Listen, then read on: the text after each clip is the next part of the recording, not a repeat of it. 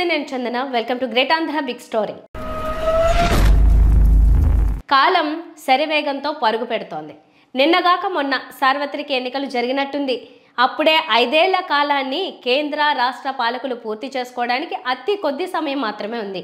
ఎన్నికల ఏడాదిలో అడుగుపెట్టాం. 2024 జనవరి 1వ తేదీకి వచ్చేసాం. 2019లో సార్వత్రిక ఎన్నికలు జరిగాయి.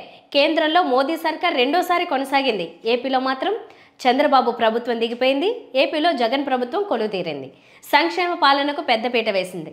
ఇదే సందర్భంలో అభివృద్ధి, ఇతర రంగాలపై ఆశించిన స్థాయిలో దృష్టి సారించలేదని విమర్శలు ఎదుర్కొంటోంది. కరోనా మహమ్మారి ప్రపంచ ఆర్థిక వ్యవస్థను కుదేలు చేస్తుంది. ఇందుకు ఏపీ సర్కార్ అతీతంగా లేదు.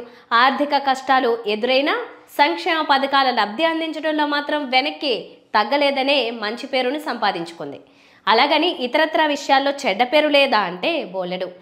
ఏమైతేనే 5 ఏళ్ల పాలనపై జగన్ సర్కార్ తీర్పు ఎదుర్కోవడానికి సిద్ధమైంది. ఏపీలో రాజకీయ సమీకరణాలు మారాయి, మున్ముందు మారనున్నాయి. వైసీపీ ఎప్పట్లాగే ఒంటరిగా పోటీకి సిద్ధమవుతోంది. టీడీపీ, జనసేన పొత్తు పెట్టుకున్నాయి. బీజేపీతో పొత్తు విషయం ఇంకా అధికారికంగా తేలలేదు. కాంగ్రెస్ పార్టీ బలపడేందుకు ప్రయత్నిస్తోంది. కర్ణాటక, తోటి తెలుగు రాష్ట్రమైన తెలంగాణలో కాంగ్రెస్ అధికారంలోకి రావటం ఆ పార్టీకి సానుకూల అంశం.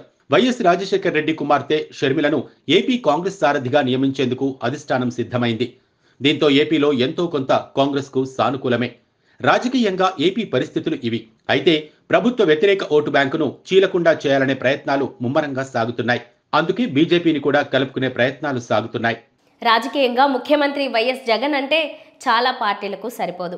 అయితే చంద్రబాబు, పవన్ కళ్యాణ్, పురంధేశ్వరి, వామపక్షాలు, కాంగ్రెస్ నాయకులంతా కలిసి జగన్ను ఇంటికి పంపాలని అనుకున్నంత మాత్రాన ప్రజలు కూడా అదే రీతిలో ఆలోచిస్తారా అనేది ప్రశ్న.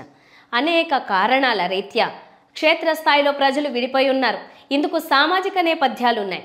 టీడీపీ, జనసేన పొత్తు పెట్టుకున్నంత మాత్రాన కింది స్థాయిలో కార్యకర్తలు, నాయకులు కలిసిపోయి పనిచేయడానికి సిద్ధంగా లేనట్టు కనిపిస్తోంది.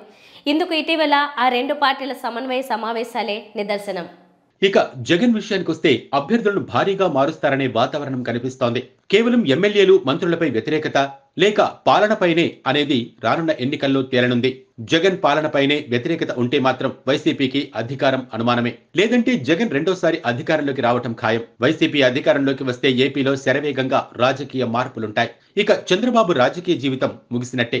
ఎందుకంటే ఆయన ఇప్పటికే 73 ఏళ్లకు పైబడిన వయసులో ఉన్నారు. మళ్లీ ఎన్నికలు వచ్చే నాటికి దాదాపు 80కి చేరువలో ఉంటారు.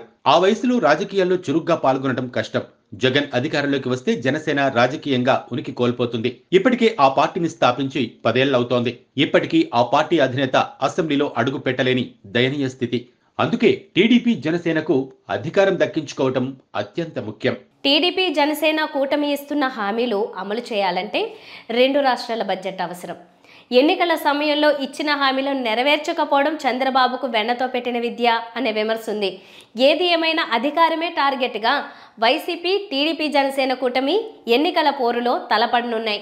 ఇందుకోసం ఎలాంటి అనైతిక కార్యకలాపాలకు పాల్పడడానికైనా ఇటు అటు పార్టీలు సిద్ధంగా ఉన్నాయి.